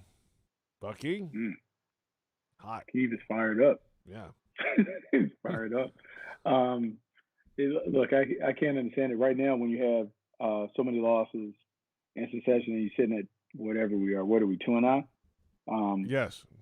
Look, everybody is frustrated, and you want to see changes. You want to see something that can create a spark. But unfortunately, when I look at the lineup, I look at the 2 deep. I don't really know where those answers can come from. I don't know where the spark can come from. You kind of are what you are at this stage, and so we can sit here and say, hey, they got to play better. They got to coach better. But that's about it, man. All you can do is emphasize those things on the practice field, try and make sure that everyone is well aware of what the situation is, how you need to perform, how you need to be aware of the penalty situations and all that other stuff. But then you got to execute on game day. And the hardest thing to do is to take it from the practice field to the game field, where you get the execution that you may see each and every day on the practice field. That is the hardest thing to do. And that's why for teams that aren't able to win, the consistency. It's just a lack of consistency in terms of doing your job and being on the details. Hey, Buggy, could it be just the case of they know James Robinson's not really 100%, and they did give him 20 touches today? I mean, could it be something as simple as that, like, hey, let's keep him within a reasonable range and spell him? It's not like Carlos Hyde had 15 carries. He had 6 carries on the day to Robinson's 17, and Robinson also caught 3 passes. What do you think about that? Oh, I mean, I think that's valid. We talked about that in pre-am. Like, all of a sudden he's cleared and he's 100%. When last week he struggled through it. I mean, you just had to know that it was going to be an ongoing, lingering problem. And, you know, here's the thing. When we're at this stage of the season, everybody is going through some kind of stuff when it comes to injuries and those things. And so you just have to continue to fight through them. And, look, he did the best that he could do. You certainly don't want to see him turn it over, but he did get the 20 carries, and you did see the production. He got the 20 touches. You saw the production that he was able to put up when he had the opportunity. All right, let's hit it back to the phones. Thank you, Sakib. And we'll go up to Norfolk, Virginia. Kyrie checking in here on the Scoreboard Show. Hi, Kyrie. Hey, how you guys doing tonight? Hey, man. Well, how are you? Good. I'm doing good. I'm not even going to lie. Is it me, or do we just have the dumbest NFL players in the NFL, period? Like, these guys every week just make up something and just do something that I'm just like, are you serious? Like, some of these penalties, like, no awareness, just nothing. Thank God. It was one play where, thank God, Trevor Lawrence was the smartest man on the field, or we would have had too many men in the huddle. And I know you guys remember that play when Trevor was about to huddle him up, but he stopped it and he was like, hey, get off the field. There's too many people on the field. Like, what are you guys doing, man? And then I agree with the last caller. Like, I haven't liked how they treated James Robinson this entire year. And this game just makes it even worse. He's our best player. Why do you keep taking him off the field? I understand he's hurt, but still, dude, like, he makes one mistake when these two dudes keep making constant mistake after mistake after mistake. Matthew, what's his name? Matthews, number 52 on the defense, is giving up holes for number 84 all day. And you kept playing that guy. And it's just ridiculous, man. I'm just sick and tired of it. And I was just hoping there was another chance for Trevor Lawrence to bring us home again, and he didn't do it. It was another dud, but I still believe in the guy. We're going to get some talent around him. And I'll just take y'all comments off the air. All right, thank you. Kyrie, what do you think, Buck? I mean, there's something to that, right? Like, so if you are going to take hardline stances, and if you're going to sit James Robinson down for fumbles or other guys down for mistakes and penalties and all that stuff, you just want to see consistency across the board. So if that's the rule, internal or whatever, where if you turn it over and you fumble, you have to sit down, then you would like to see some of the other guys, I guess, have consequences for some of their missteps. You know, but some of this is like nitpicking. When you're looking at a team that is really struggling, trying to find their way, there's going to be a bunch of things that we can point to. I think the main thing is they have to continue to improve the areas in which they can control. They certainly can control knowing their assignments. They can control making sure that they don't have pre-snap penalties, because those don't have anything to do with execution. And then they can control, like, turnovers to a large degree. You got to take care of the football. You do those things, man, it increases your chances of winning. And until we do that, man, we're going to have these same conversations each and every Sunday after the game. There you have it. Phone lines open, 355-NFL-1, the number, 355-6351. We'll take a timeout. Plenty more calls ahead. We're here until 6 o'clock tonight, recapping a Jaguars loss 21-14 to the Falcons. And this is the Scoreboard Show on Jaguars Radio.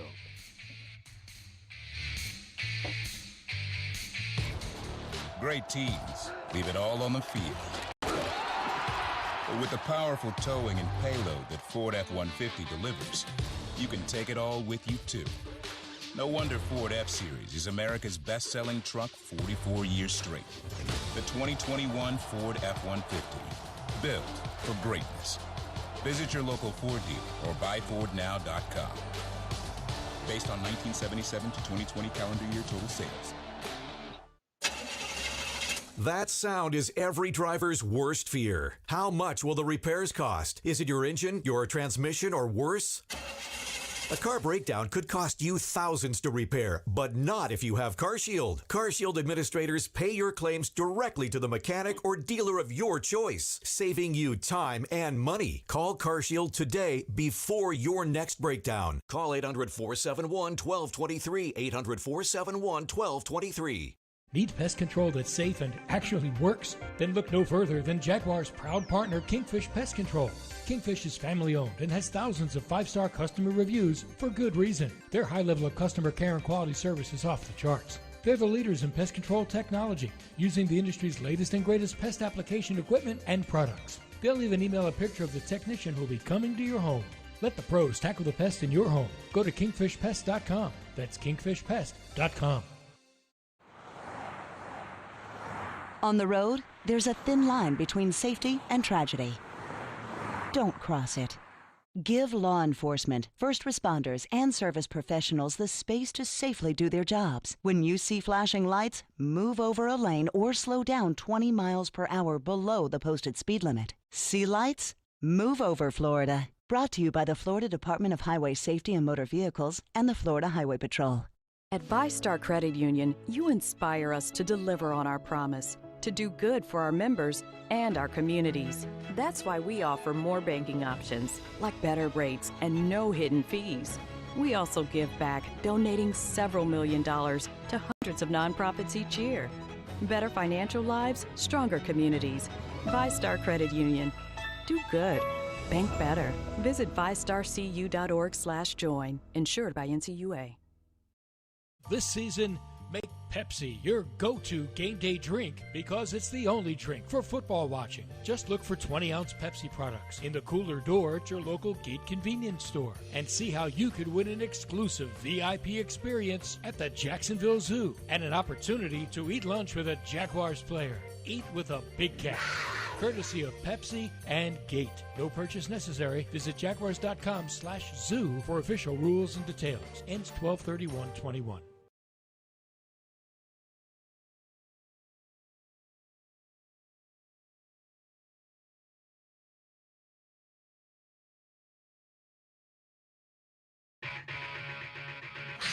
The Jaguars Scoreboard Show continues right now. Welcome back to Scoreboard Show, 904-355-NFL1, 355-6351, the number. We're here until 6 o'clock with your phone calls. JP Shadrick, Mike Dempsey here in Jacksonville, Bucky Brooks in Los Angeles, NFL Network analyst, and the phone lines. You know, I've heard a lot of, at least so far tonight, of at the end of calls. You know, frustration's what it is. I mean, sure. You know, it's 2-9, Bucky, and it's a lot of the same repeat mistakes or similar mistakes week after week. Those don't beat yourselves, as you always say, and, you know, seems like the similar story week to week. Yeah, a lot of losses, JP. Like, it kind of leans on you, wears on you. It's tough to kind of deal with those kinds of things. And so I think what you're hearing is a fan base that is tired of losing, and tired of losing in the manner in which the Jaguars have lost. And so you would like to see it, even if they were losing, but if you felt like the team was playing better, that's one thing. But when you play a team that had been hammered the last two times that we on the outside had watched them, man, it's hard to feel good about what it looked like in the stadium today. This is a Falcons team that doesn't have a lot of offensive firepower. Cordero Patterson comes back, but, man, he's not even a real running back, and he runs for over 100 yards. You have Kyle Pitts, but Kyle Pitts didn't have a big game. Matt Ryan didn't have a big game. And so you just feel like you gifted the team an early start, and you never could overcome it. And so the frustration just comes from those things where you kind of shoulda, woulda, coulda, all those excuses that come to mind, but you don't really have an answer. All right, well, our answer is to go back to the phones here at 355-NFL1, and we'll head out to the beaches next. Glenn is next on the Scoreboard Show. Hi, Glenn. Hey, brothers. Thanks for taking my call. So first I want to say I know we have a quarterback with tools. I know we have a quarterback with ability. But I've watched him on every game he's played on TV, and I've been at every game he's played live. And, guys, what I see when I watch him play is a quarterback that I'm afraid may not have it. And it, to me, represents in the NFL composure under pressure, and the ability to lead. And I don't see him doing either of those. The first of the year, when he would be pushing, he would throw interceptions. Now he throws bad balls. And I just worry about that. I still think he'll be a journeyman, a good quarterback in the NFL. But, you know, I look at the fellow out there in San Diego who has it. And I'm not sure our boy has it. I was just wondering what y'all think about that. I can't get any of my friends to say anything negative about Trevor because he walks on water, and I don't see that. Thanks for the call. Bucky, we'll let you lead off on this one. Man, it's funny. So my biggest comparison for Trevor Lawrence when he was coming out was Justin Herbert. If you go back and you really look at their games, I would say that they're very, very similar in terms of like stature, demeanor, how they play, and all that other stuff. But I think what people have to understand is Justin Herbert stepped into a situation where he already had Keenan Allen, a Pro Bowl receiver, established.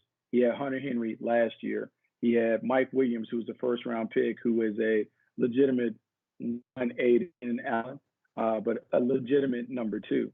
When I look at what Trevor Lawrence stepped into, Trevor Lawrence doesn't have any of that around him. We can talk about DJ Chark and Marvin Jones, but neither one of those guys are on that par, that caliber that Justin Herbert was playing with. And so, look, as much as we love to romanticize that quarterbacks can elevate those around him, every quarterback playing in this league typically has good players playing around him when they're playing at an elite level.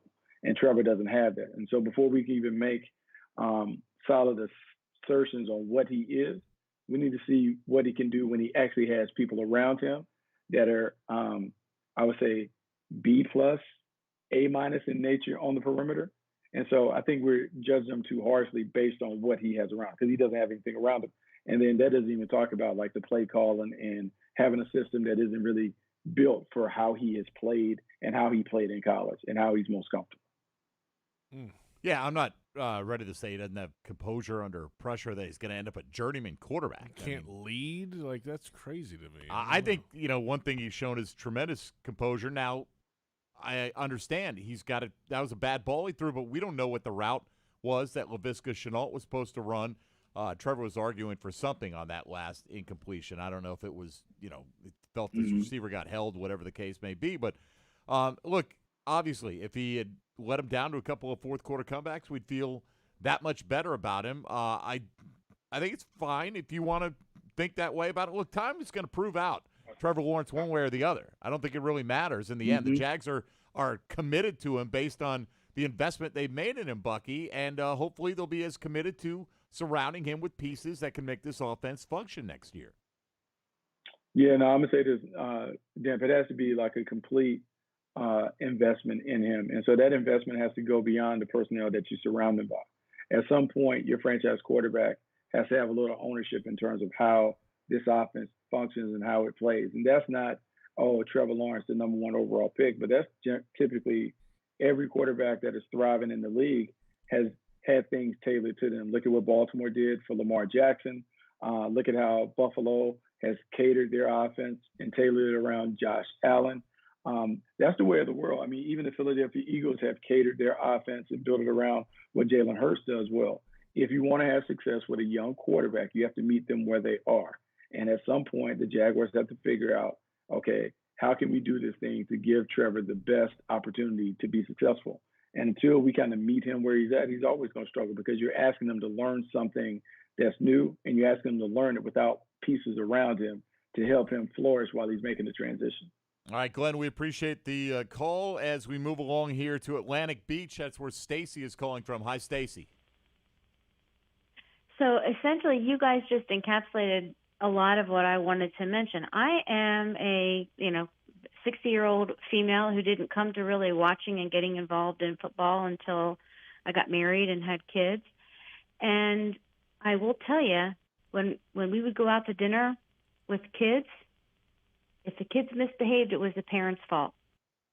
I feel as if there's not enough responsibility given to the coaching staff, not only for creating a system where Trevor Lawrence can survive and thrive, but also where there are fewer penalties. I really don't understand the lack of discipline that is a part of the Jaguar culture right now. I think it's a a really difficult situation. It's hard to watch, and it's really uncomfortable. What do you guys think about that?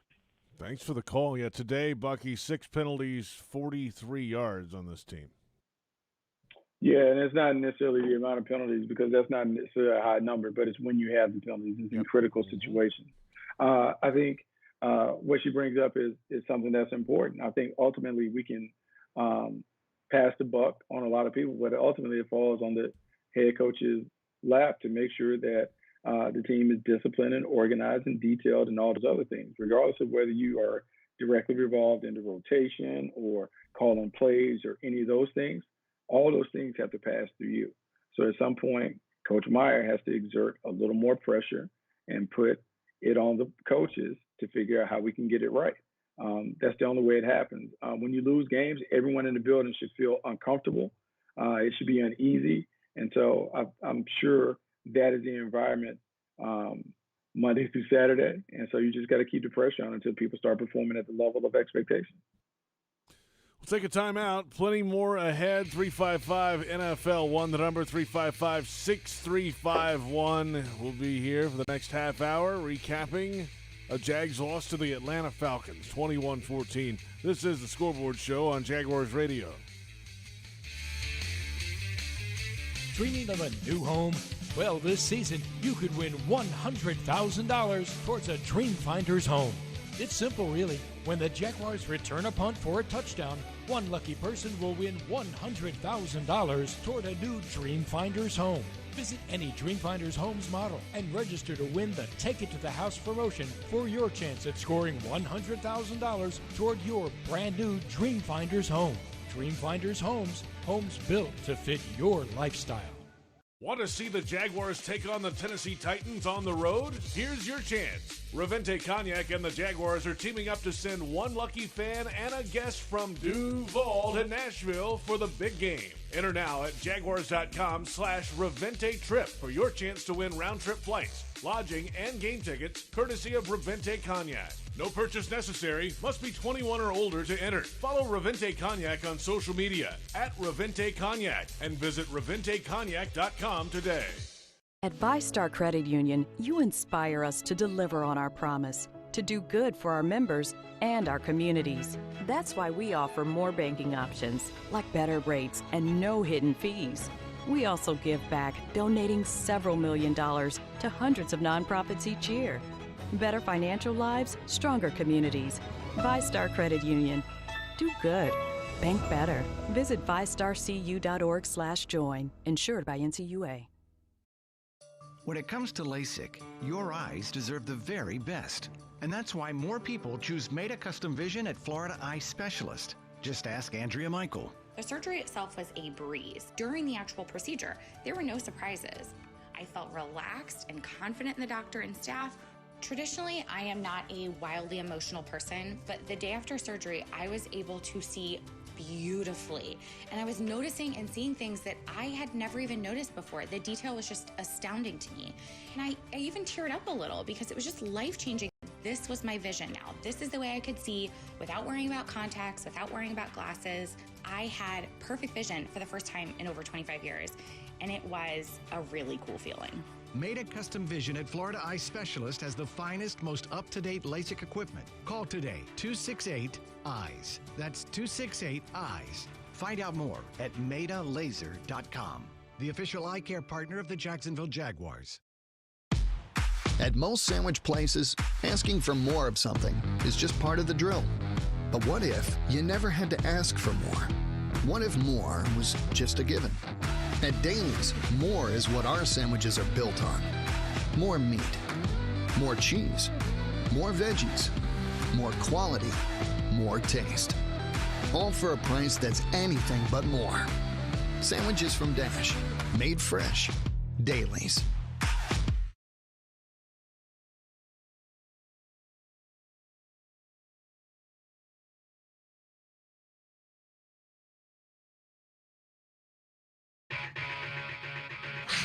The Jaguars Scoreboard Show continues right now.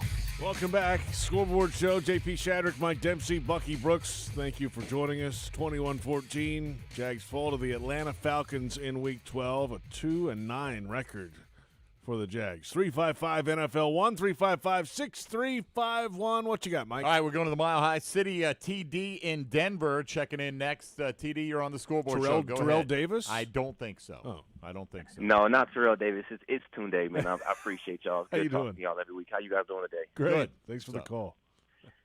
Good. So here's my thing. First and foremost, obviously, shout out Tyson Campbell. I've been in the chat every week saying that he can cover. As soon as he gets his head around, he'll be all right. So it's great seeing that. I think that the previous caller to say Trevor doesn't have the it and then compare him to Justin Herbert, that is blasphemous. You know what I mean? Keenan Allen is a top 5, top 7 at the worst receiver. Mike Williams on the other side. You had an already solidified, legitimate NFL coaching staff. The situation is just so much different. You can't compare that to what Trevor has right now. Trevor doesn't have a receiver that can get separation. He doesn't have any speed. He's got a whole brand new coaching staff. Everybody's learning. The assistant coaches are learning. The head coach is learning. The quarterback is learning.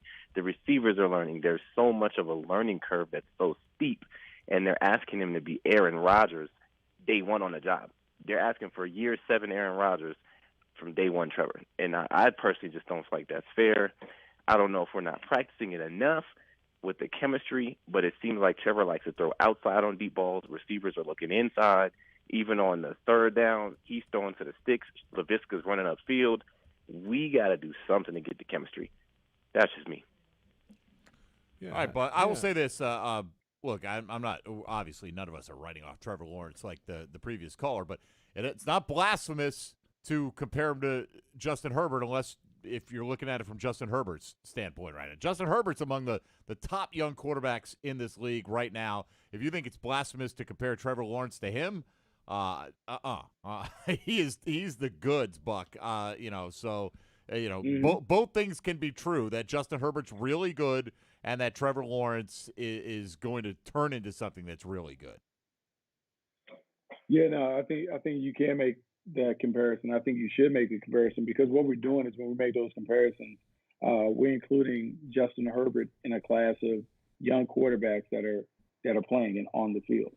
And so you put him up there, you put Tua Tagovailoa up there, you put any other young quarterback, Jalen Hurts, who's getting significant minutes. You compare all those guys and you look at where the numbers stack up. We can talk about the situation and circumstances. We can make all the excuses and all that other stuff. And they are a ton of excuses that would wipe away maybe some of the responsibility that falls on him. But ultimately, man, he's doing with the ball. He can make decisions. He can do those other things. And so I can say that, hey, yeah, look, he hasn't played at his best yet while also being optimistic that the Jaguars made the right pick when they took him number 1 overall. And at some point, they're going to surround him with the right pieces where he's able to kind of do his thing like we saw when he had his opportunity in college. All right, TD, we appreciate the call as we go closer to home. Judy is in Arlington next up here on the Scoreboard Show. Hi, Judy. Hi. What's up? Yes, I just wanted to call and comment about Tyson Campbell. I thought he had a really good game today, made a lot of key plays, and I think he deserves some recognition for his performance.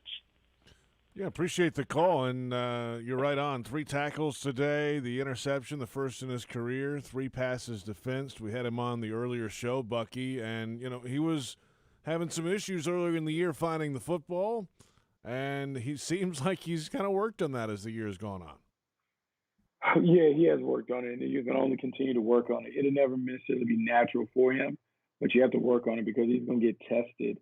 As long as they have a veteran quarterback on one side, the young guy is always going to be tested until he shows up and knows that he lets them know that it's a problem when you keep doing it. I think today was a step in the right direction.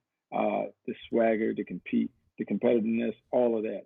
It's beginning to kind of come through. And the more that you see him settle in and his natural personalities come through, the more infectious it becomes with the rest of the team. That thing is real. I mean, great defenses play together, man. They play as one.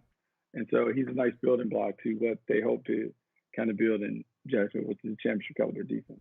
And if Judy had been on the previous hour of the post game, it would have been 4 for 4 votes for Tyson Campbell. That's for player of correct. the game. So yes. we did give him some recognition, but Judy, we appreciate you adding to that commentary. So that's a good point. I mean, Bucky, they spent a second-round pick on him, and that's, that's, first pick of the second round. That's pretty high capital, It is high capital. In the second round, you expect to draft a starting player.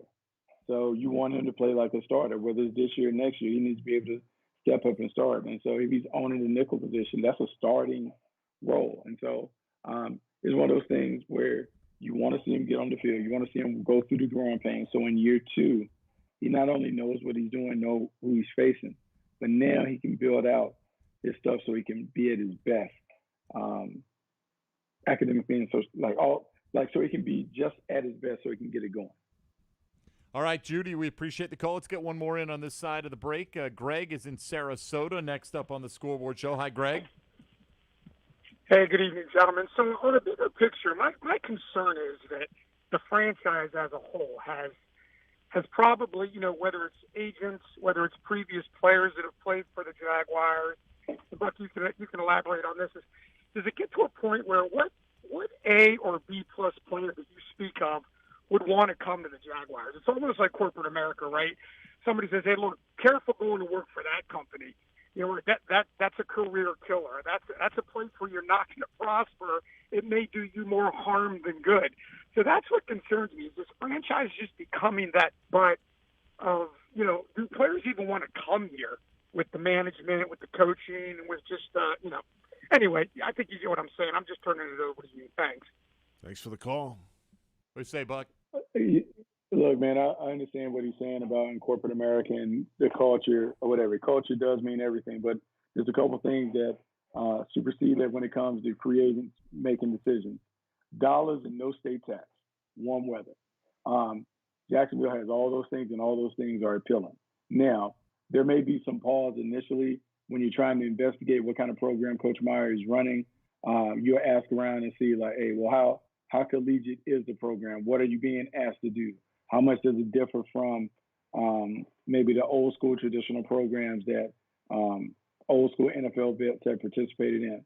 But if they kind of find out that it's not much different, like, hey, they practice hard or whatever that thing is, if the money's right, then guys will show up. And so that's never an issue. You may have to overpay a little bit more because the franchise hasn't won, but that'll never be an issue. So now it's about getting the right dudes on the bus and make sure they're in the right seats, and then kind of making sure that everyone is heading in the right direction. All right, there you go. 355 NFL 1, the number 355-6351. We'll come back. One more segment of calls. If you don't get in here, the fifth quarter is coming up. The top of the hour. They'll take more of your calls into the evening after a Jaguars loss to the Falcons 21-14. This is the Scoreboard Show on Jaguars Radio.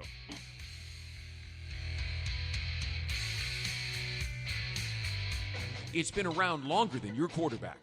When you put it on, everyone knows it's game time. So legendary, it deserves its own Hall of Fame. Members-only jackets, undeniable quality and style for over 45 years. Scratch and claw your way over to membersonly.com. Get ready for football season with a jacket that can only be summed up in one word: iconic. Use discount code Jaguars at checkout for 35% off on all iconic racer jackets. Members only. When you put it on, something happens. Great teams leave it all on the field. But with the powerful towing and payload that Ford F-150 delivers, you can take it all with you too. No wonder Ford F-Series is America's best-selling truck 44 years straight. The 2021 Ford F-150, built for greatness. Visit your local Ford dealer or buyfordnow.com. Based on 1977 to 2020 calendar year total sales. This season, make Pepsi your go-to game day drink because it's the only drink for football watching. Just look for 20-ounce Pepsi products in the cooler door at your local Gate convenience store and see how you could win an exclusive VIP experience at the Jacksonville Zoo and an opportunity to eat lunch with a Jaguars player. Eat with a big cat. courtesy of Pepsi and Gate. No purchase necessary. Visit jaguars.com/zoo for official rules and details. Ends 12/31/21. At Tropical Smoothie Cafe, one taste and you're feeling good now, smiling wider now, seeing brighter now, bucket dunking now, namasteing now, popping a wheelie now, living lighter now. You're on Tropic Time now. And on Mondays, try our Jaguars Duval Delight Smoothies for $2.99. And you're roaring louder now, end zone dancing now, sipping spirit now. You're on Tropic Time now at Tropical Smoothie Cafe. Are your heating and cooling costs extremely high? Do you want to extend the lifespan of your heating and cooling system investment? If so, Florida Home Air Conditioning is ready to help you save some money. Schedule your annual AC or heating system tune-up today with Florida Home Air Conditioning for only $59. Florida Home Air Conditioning, official air conditioning partner of the Jacksonville Jaguars. Call 855-FLA-HOME. License number CMC 1250399, CFC 1430664, EC 130-08557. Committed to the team. Committed to the mission. At Navy Mutual, we're committed to providing high-quality life insurance to members of the military and their families.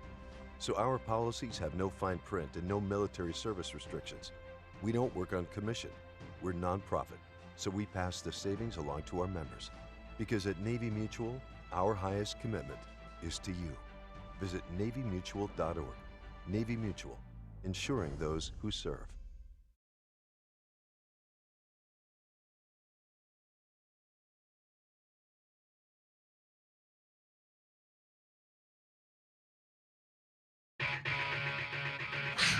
The Jaguars Scoreboard Show continues right now.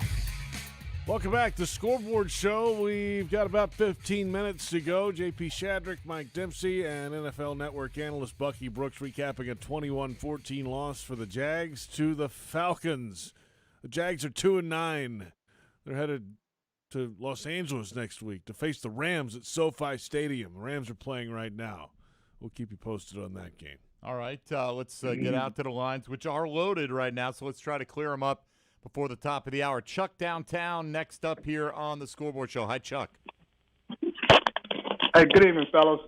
What's up? I'm concerned that this fan base does not want to address the elephant in the room, and that the Jaguar team is one of the most undisciplined, poorly coached football teams in the NFL. I mean, it's one thing to be lack of talent, but the mistakes that they repeatedly make all year long, that's a direct reflection on the coaching staff. And that's been Urban Meyer's calling card, that all of his teams have been heavily penalized and undisciplined.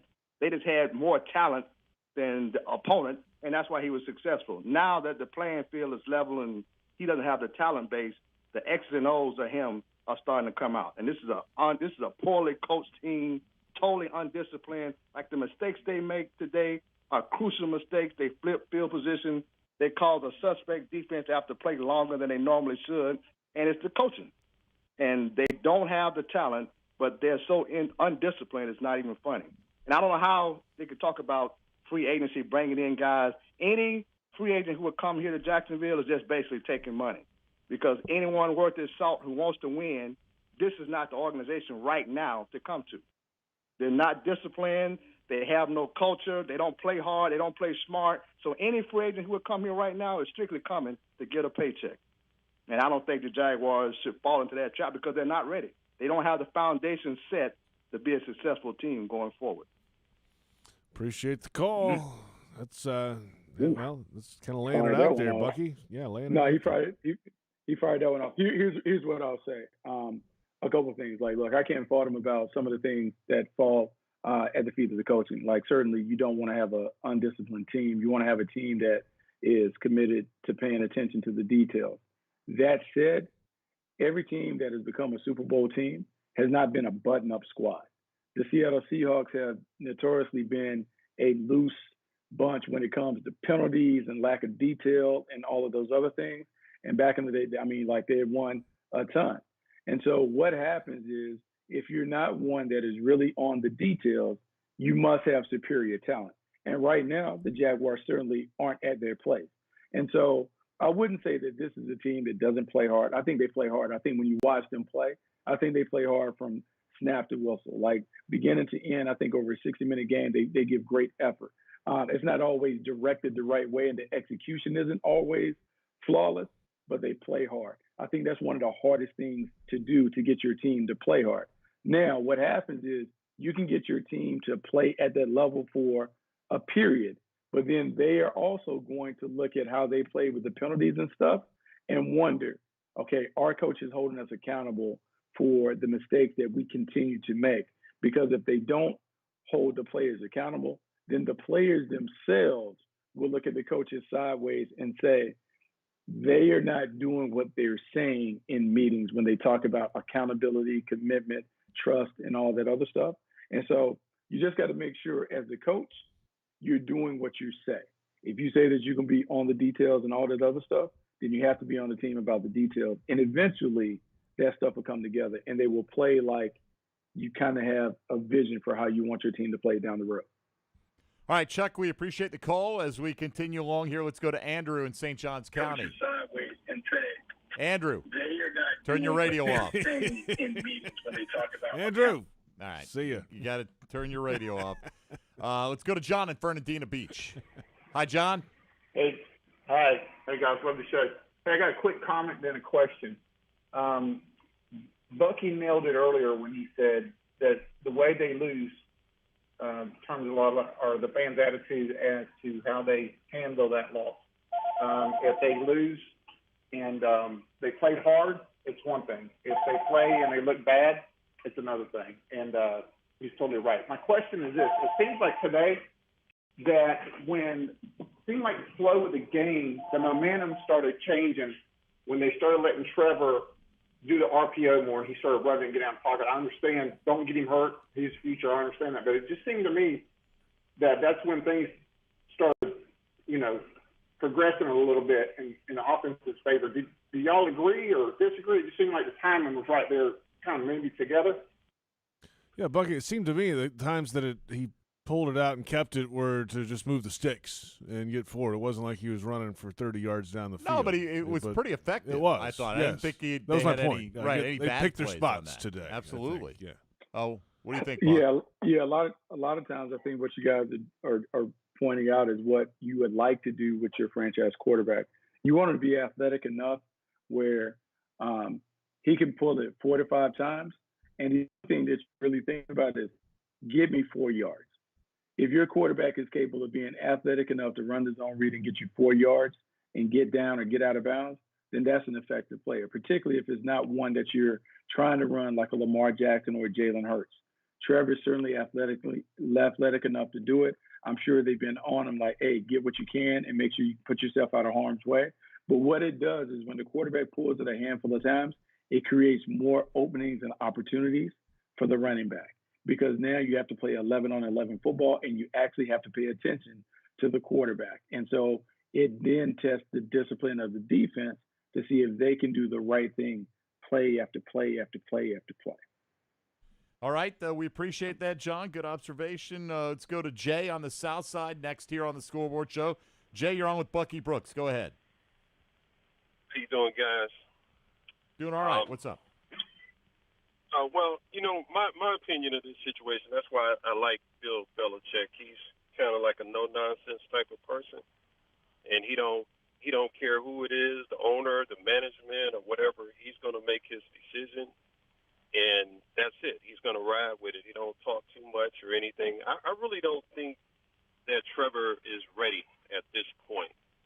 And I don't think you don't necessarily get ready all the time by playing and losing. You get ready by observing if you're in the NFL. There's no wide receivers or running backs or anyone that's going to make a quarterback better. The quarterback is supposed to make everybody else better. It doesn't matter who the receivers are. If you don't have a natural ability, if you're a quarterback in the NFL, you're supposed to have a natural ability to drop back, read the defense, and throw the ball.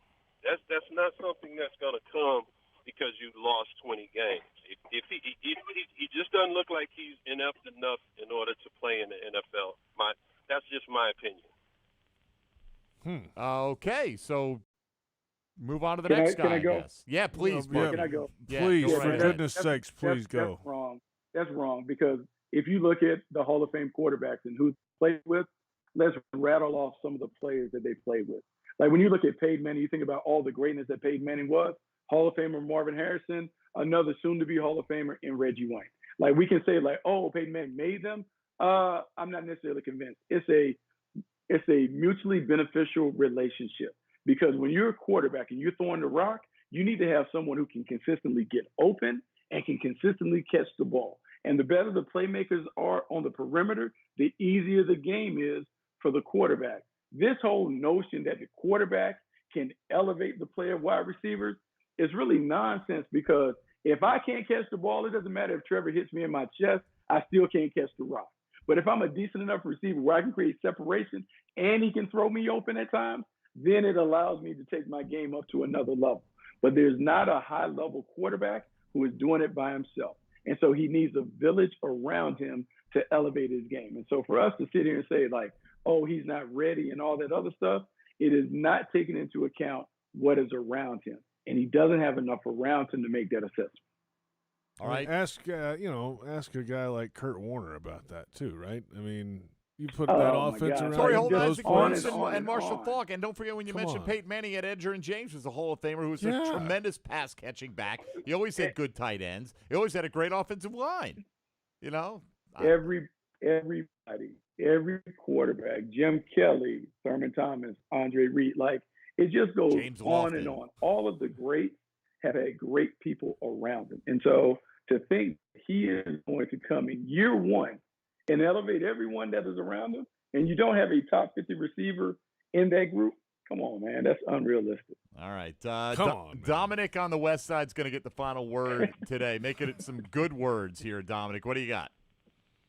I'm on the North Side. But what's good with you, Mike? How you doing, bro? Oh, I did. You know what? I wrote that N like a W. I don't know what. Yeah, I was told the North Side. I'm good. I can't write properly, however. What's going on? Oh, man, I'm looking into the future. You know I respect you, Mike, so I had to ask you first. Is it draft talk time yet? Yes or no? No. Mathematical elimination is when we go to the draft. So you're going to have to wait a little while, I'm afraid. Yes, sir. But I had to ask, though, as far as what's on the roster moving forward, I'm glad Bucky just touched on it because I've been saying it for a little minute now. Scheme or no scheme is looking like the roster itself, especially on offense, looks like it just don't know how to play football, like at least at specific times. So when I'm looking at the offense, or at least on the O-line, Jawan Taylor and what's his name, Ben Bartch got ragdolled by Grady Jarrett a couple times. And I remember, if I'm remembering correctly, Mike, you were saying that you and JP don't watch the same feed that we watch as far as the game. Is that correct? Correct, usually. Well, we have multiple different. Right, we have the CBS, we've got the in-house camera, and that's about it. Yeah. Okay, because I was asking that mainly because when I was watching the game, the feed that they show the fans, because I'm actually in Atlanta right now, when I was watching a lot of these feeds, I saw so many times Grady Jarrett literally throw the O-line. It was crazy. And I'm looking at that, and then the receivers and LaVisca looking more and more like a running back each and every game. So I was asking y'all two questions just about the O-line and the receiver. Moving forward for what's on the roster, Ben Bartch is technically supposed to be in the running to be a starter next year because he's been okay. But, you know, like what do you see we can do as far as what's on the roster moving forward? Or are there any free agents coming out on the O-line next year to help us out? And then at receivers, who's the fastest free agent number one receiver? Here's the thing, Dominic, you can't do an end run around the draft by talking about free agents. We're not doing that either. I mean, come on, man. That's ridiculous. Get out of here. All right, appreciate the call. That's escalated quickly, Bucky. I mean, come on. What are we doing here? I mean, look, I'll be honest with you. Like, there's no one in free agency that's going to come available that's going to be able to impact it.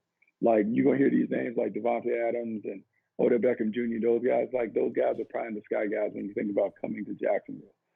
If Jacksonville is going to be able to do it, they're going to have to be able to do it in the draft. The thing is, can you hit in the draft on an early round receiver? It has been a very tricky and dicey proposition when it comes to these wide receivers because for every Justin Jefferson, there's a Jalen Reagor. And so how do you know if you're getting the right one? And so it's a combination of doing the right evaluation. It's a combination of what is the scheme that you're asking them to play in. Is it easy for them to digest so they can be at their best and all of that other stuff? And so it takes a lot, but in a perfect world, you would like to double down. You would like to get somebody in free agency who is a high-end wide receiver, and then you also would like to get someone in the draft who also can come in and make plays. All right, that'll do it. I like Dom for the record, by the way. That was a good that. effort. Yeah, it was a good effort. I could feel that. You guys had a chemistry there. He's a good dude. I could see that. All right, Bucky, next week the Jaguars get to go to SoFi Stadium. Are you going to go to the game? Yes, I'm planning to go to the game. A lot of it will depend on, I'm looking at the Rams right now. I'm hoping that maybe they can have a bit of an off day, and so it would be an enjoyable experience. But yeah, I'm planning to go. I'm planning to be there live and in color. Maybe wear a little teal and see what happens. I like that. Yeah, it's a challenge. The Rams obviously a very good record. Jalen Ramsey's on that team. You might have heard of him. He'll have a lot of things to say, I'm sure, this week. Oh my God! You think if one guy who will be ready to play for them will be him, for sure. No doubt. Got to bait him into some personal foul type stuff. Get him tossed. But I'm trying to figure out who's going to be the one to bait him, because I don't know. And knowing Jalen, I don't think Jalen's going to pay any attention to anybody that he walks out and faces. There's not many guys that were around when he was here, honestly. I mean, you know, yeah. It's changed so much. Anyway, so that's next week. The Jaguars and the LA Rams. And Bucky, we made it through another one. We'll talk to you next week. All right, man. You guys are good. I'll talk to you. All right, Bucky Brooks, NFL Network analyst. Thank you all for the calls tonight. And thanks to our entire crew. Linda Fortunato, the lady on the phone, as she is known by some callers. Tony Smith on the audio side. Brent Reber, Trent Padilla on our video portion. For Mike Dempsey and Bucky Brooks, I'm JP Shadrick. The fifth quarter is coming up next. This has been the Scoreboard Show on Jaguars Radio.